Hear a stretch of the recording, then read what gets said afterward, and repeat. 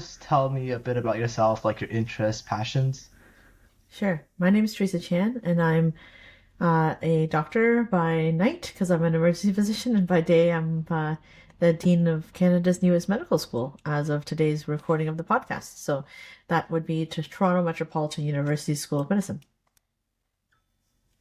That's really interesting. So you work a day shift and a night shift? Well, my 9 to 5 job, like the normal working hour job, would be as the Dean of the medical school. So that's like your I guess like a principal of the medical school, but it's more than like it's a bigger job than that. And then I guess maybe even superintendent. I don't know. I don't know what the equivalent is in in high school. But the idea would be that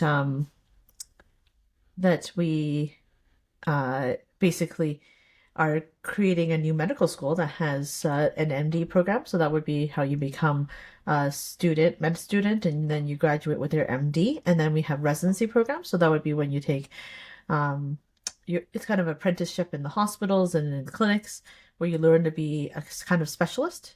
And so we have both of those phases of education, and it's pretty cool. And then we also have research, and we have different kind of initiatives around community building and being able to ally with people in the community to build healthcare and make it better. So yeah, it's kind of a complex job. So that's my day job. And then because most doctors who are administrators in medical schools still clinically practice, I still work as a emergency physician at William Osler Health System and Etobicoke General and Brampton Civic sites. So I actually work in the emergency department, seeing patients with my mask and taking care of them when they come in through the emergency department doors. So that's kind of what I do and in my professional life. I'm also a giant board game nerd. So I like making board games. And so one of my claims to fame is actually that I made a board game about the emergency department, and you can check it out. It's called GridLockED game. So GridLocked game. And the ED is capitalized because it stands for emergency department. So that's the idea of GridLockED game. Yeah. Mhm. Could you just explain like a bit more detail, like what gridlock is, its purpose, and like how to play Yeah. it? Yeah, so GridLockED is a multiplayer collaborative game where you're playing essentially against the board. So the board keeps throwing patients at you. Like, so it's like Pandemic. It's a collaborative game. You're playing against not each other, but you're playing against like the actual game. And so you keep drawing cards, and you have to place them you have to take care of them. You have to get them upstairs to the ward or discharged home, just like you would in the emergency department. And the point of it is for people to understand what it means to be basically a physician or nurse or healthcare provider that helps people in the emergency department. So it's to understand how patients move through the emergency department and what the log jams are, and why, for instance, people have to be, put in the hallways, for instance, because we can't get patients upstairs, so we have no other option than to start putting beds in the hallways. And in fact, in the game, you can actually purchase extra beds to place in the hallways when you realize that you need them. So the idea is for even someone like yourself who's in high school could play the game and understand what the challenges are in the system to flow people through the emergency department. Wow, So that's that's kind of really my idea. interesting. Yeah, Yeah, that's and really there are like cool. 7 year olds who are really good at this game. I gave as a gift. I gave it to my friend Seth, who lives in Chicago, and he taught his little girl who was 7 at the time to play. She still plays. Like they still send me a text message sometimes when his daughter decides to play the game with her cousins. They're just like they haven't played in a while. They're like, let's play Gridlocked, and they actually play the game. So it's pretty cool. Wow, that's pretty interesting. What Yeah. inspired you to journey into this like medical education, and how has like your perspective evolved over the years? Yeah, so I grew up as the daughter of a physician. My dad is now retired, and but at the time, he had given his whole life and then some to medicine, and I had always been inspired by him. When I went to university, I thought maybe I wanted to be a doctor, so I got good grades, did all the right prerequisites, and then I actually applied to medical school and interviewed, and during the interview, I wasn't sure if I wanted to be a doctor in the middle of the interview. It's hard to continue an interview if you don't really believe in what you're saying. So I ended up withdrawing from the wait list, and what I ended up doing was actually taking a year to think about what I wanted to do. And I realized that I had always liked teaching.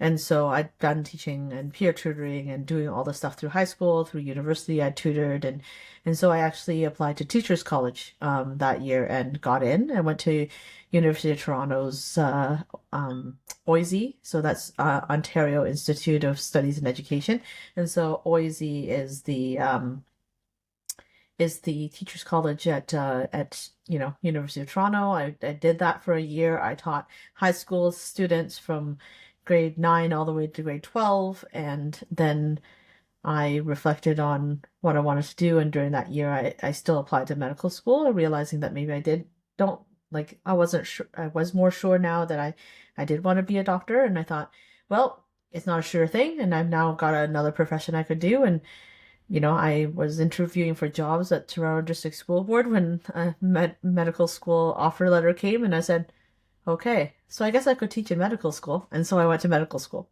And in medical school, I got involved in medical education pretty early because of my teaching background, and people were excited that I actually had studied education. They were excited that I joined committees and did work in the summers to do different projects and stuff to improve the curriculum. And and then people started saying, hey, you're pretty good at this. Have you thought about doing a master's? So I was like, nope, but I can look into it. And so I ended up setting a goal that I'd like to do a master's of health professions education when I was in residency. And I picked a residency program that looked like it would be amenable and interested in letting me do something like that. So I matched to emergency medicine, and yeah, and I started being mentored by people. I got involved with different groups. I got involved with our residents union and sat at a lot of tables with deans and other people who are influential in education who became my role models and now sometimes my peers. So it's really cool to kind of go through all of those different layers of education, knowing that I was interested in education and then tailoring what I did towards that. So it's really cool. Yeah, that's a really really interesting journey that you had there. Yeah. So Yeah. I recently saw your TEDx video. Yeah. Yeah, I just Uh-huh. could you just share about like how your experience shaped the way you approached things in the medical field? Yeah, so I mean, I think that we're all made of the experiences that, shape our lives, right? So even in high school, the things that you do in high school, like I was part of a choir, I got involved with the drama society in university, like I worked in a gift shop on Clifton Hill in Niagara Falls because I grew up in Niagara Falls.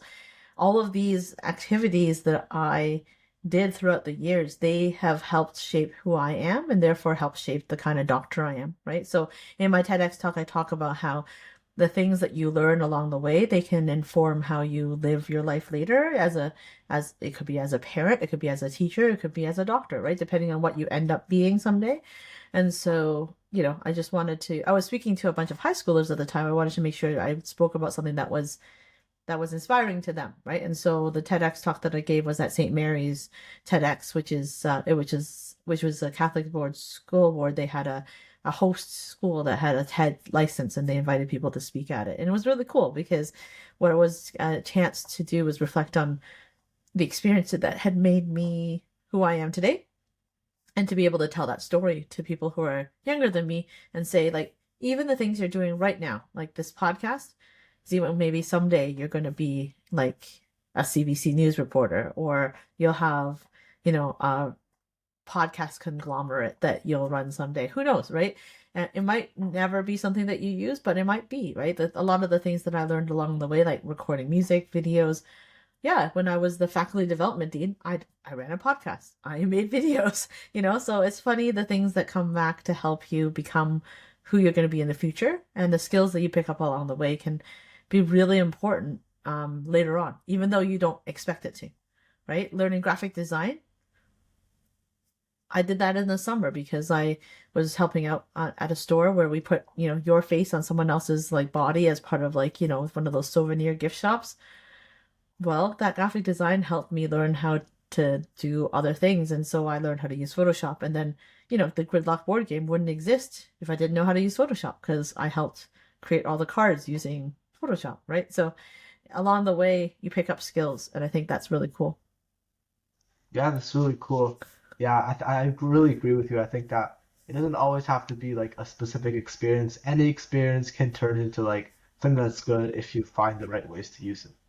You got it. And so for your listeners, I guess they're probably all your age in high school and interested in maybe someday having a profession in healthcare. So yeah, some of you might want to be a doctor. Some of you might want to, be a nurse. Some of you might want to be a physiotherapist or a pharmacist. There's so many different jobs. And I think a big part of it is the things that you're good at now. Take some time to reflect on what that is and think, huh, someday when I'm a pharmacist, would I need to know how to do calculations really well?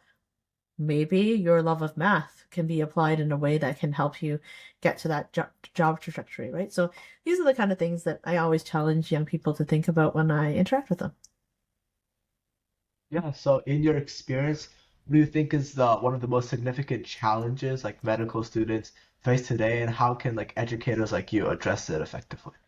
Ah, that's a great question.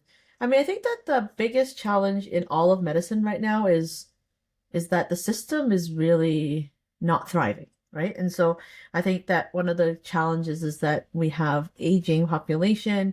We've done a good job at keeping people alive, so that means that they live further and longer with probably more chronic diseases than before, right? We have a system that's, as much as we keep putting funding into it, it tends to be trying to fix problems after they've happened rather than prevent them, right? So I think that if we think about all the ways that we can help shape that as an educator, I think it's about giving the gift of understanding the system to our trainees. And so in the TMU School of Medicine, we're putting together a course called Health System Science. So I'm working with our curriculum developers, even just as the dean, because I'm really invested in this.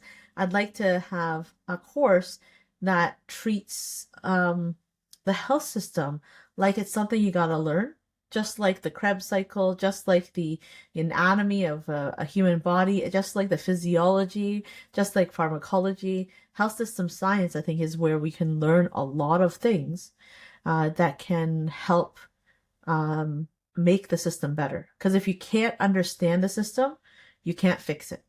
And so I think number one is that we're trying to build in a healthy dose of what we call health system science for people to understand, well, how do the pieces of the healthcare system fit together? How does the money flow? How do the people flow within it? How does everything actually fit together so that we can understand, okay, is this funded by the federal government? Is this funded by the provincial government? Is this funded by the local municipal government? Right? Public health, for instance, like we have public health at the national level, but we also have public health at the regional level. And so, what does that mean, and how do they work together? These are the things that we all have to kind of learn a little bit. And I know that you learned some of it in high school, but you probably learn more on preventative health and, um, you know, how to eat healthy and how not to smoke and I mean, probably sex ed, right? Those are the kind of things that you might cover.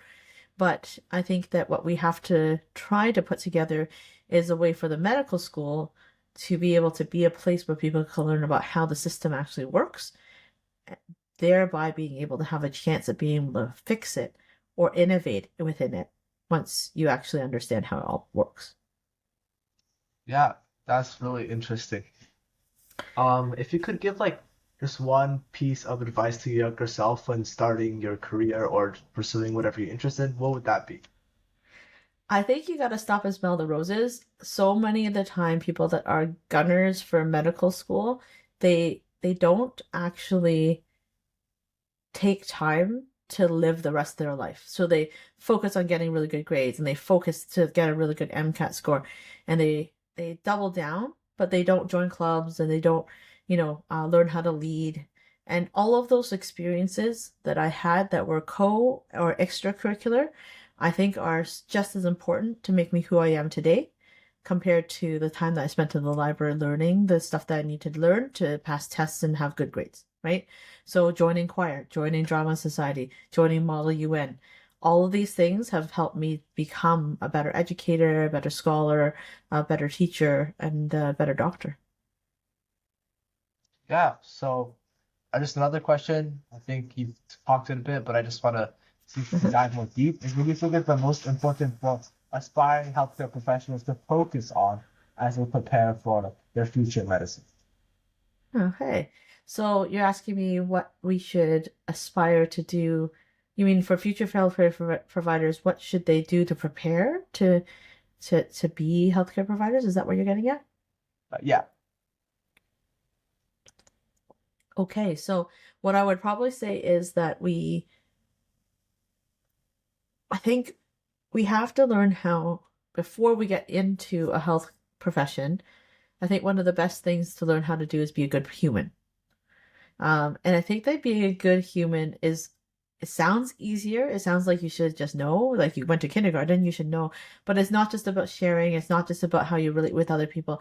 I think it's about really understanding what drives you as a person and then how you can keep your cool, but also how you can work with others to be able to achieve things.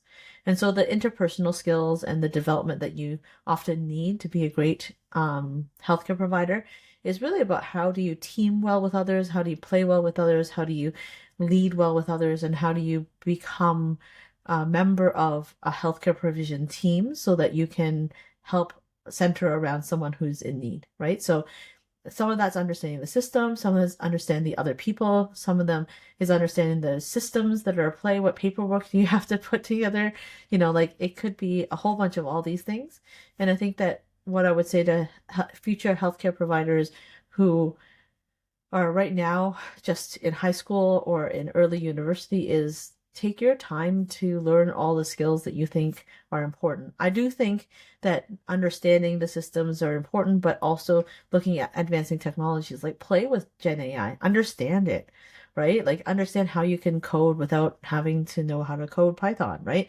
Understand what it means to build an app in ChatGPT or, do research using Perplexity. I think that these AI apps are here to stay. So Gen AI is something that I think we should all understand and learn how to use, right? Because the people like yourself who are young and learning all these things now, I think will be better at thinking about great ways to use it, but also know when it might not be a good time to use it, right? So I think that over time, as we have people graduate high school and become great university students, and those university students enter medical school, if you're always learning something new and trying to up your game, you'll be a great clinician at the end of the day.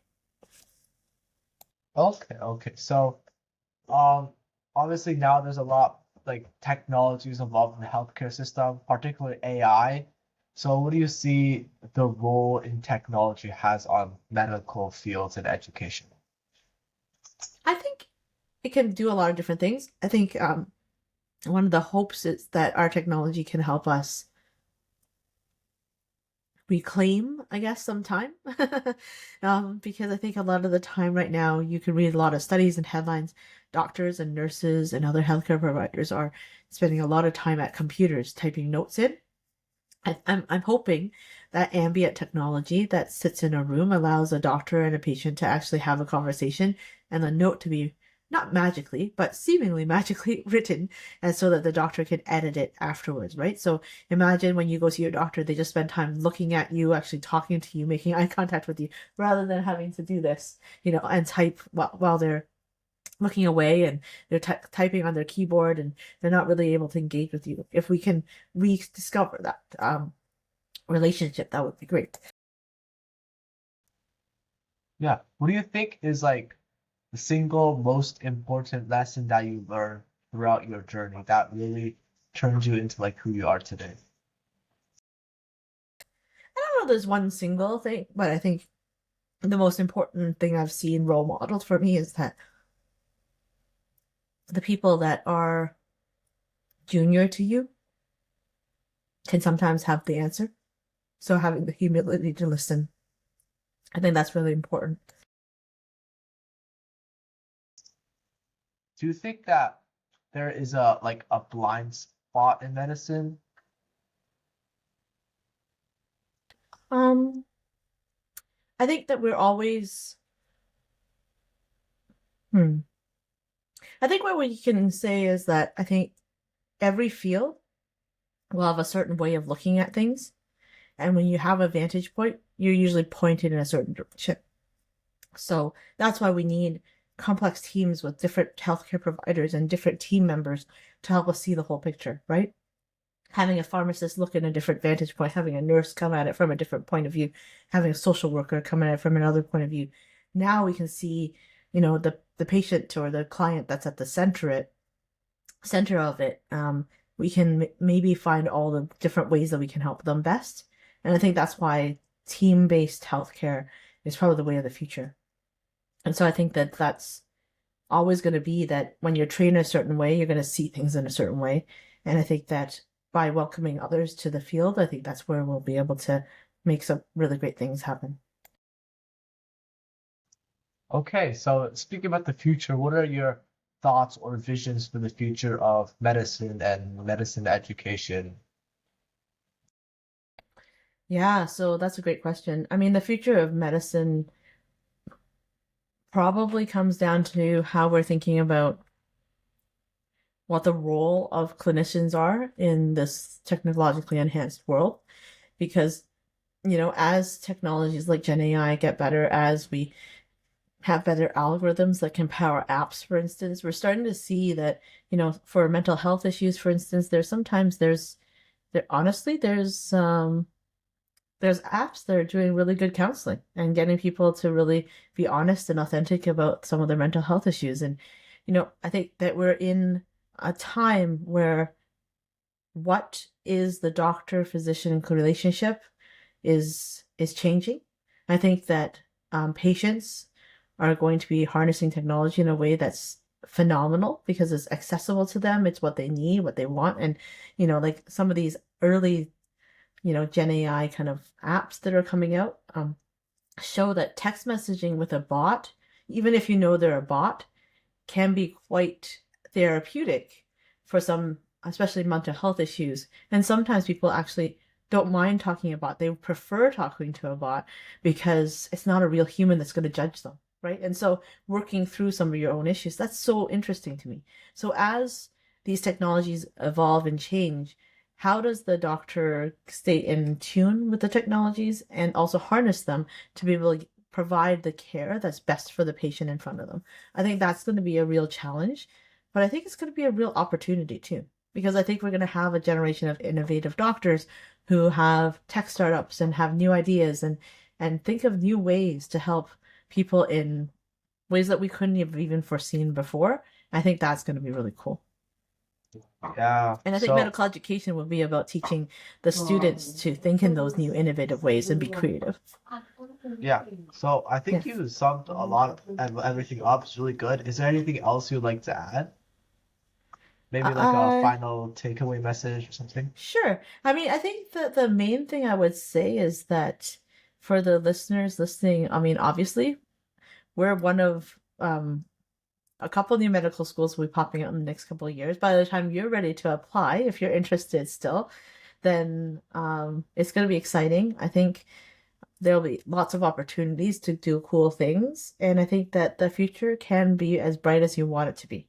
So I know that there's a lot of doom and gloom sometimes in the headlines, and when you see doctors and nurses, you know, maybe sometimes confessing their frustrations on social media and other platforms. But I think that part of the reason why we need you all to continue to think through whether or not you want to join us, and hopefully you will someday, is that we need new ideas, we need new enthusiasm, and we need young people who have seen things differently and grown up with different experiences to help us continue to evolve healthcare in a way that will make it even more awesome than it was before. So That's really hopefully all of you will join in the cause. And if not, you might have to join in when you're the family member or you're a patient yourself. So, it's just one of those things where healthcare affects us all. And if we can all be part of it, either as a provider or the recipient, I think we can all be better if we all put our best foot forward. Yeah, that's really impactful. I'll make sure my classmates know that. Yeah, for Okay. All sure. right. Well, good luck on your podcast. Thank you. Have a good day.